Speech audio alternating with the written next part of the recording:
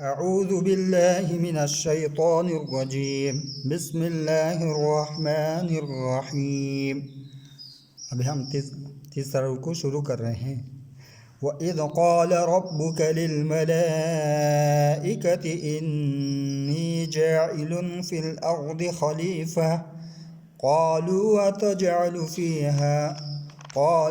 أتجعل فيها من يفسد فيها ويسفك الدماء ونحن نسبح بحمدك ونقدس لك قال إني أعلم ما لا تعلمون. وعلم آدم الأسماء كلها ثم عرضهم على الملائكة فقال أنبئوني بأسماء هؤلاء إن كنتم صادقين.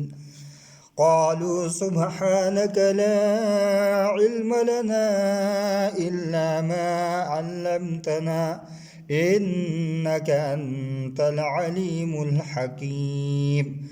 قال يا آدم أنبئهم بأسمائهم فلما أنبأهم بأسمائهم قال ألم أقل لكم إني أعلم غيب السماوات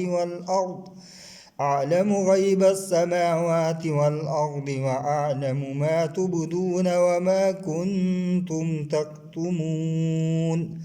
وإذ قلنا للملائكة اسجدوا لآدم فسجدوا إلا إبليس أبى واستكبر وكان من الكافرين.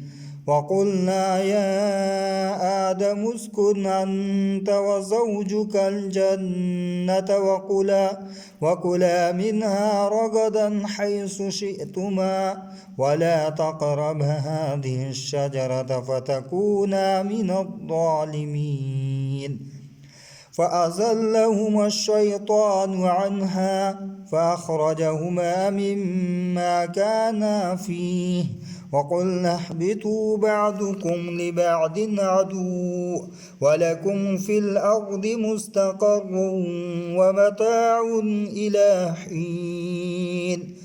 فتلقى آدم من ربه كلمات فتاب عليه إنه هو التواب الرحيم. قل اهبطوا منها جميعا فإما يأتينكم مني هدى فمن تبع هداي فلا خوف عليهم ولا هم يحزنون. والذين كفروا وكذبوا بآياتنا أولئك أصحاب النار هم فيها خالدون. صدق الله العظيم. कल अभी दूसरा सबक शुरू होगा।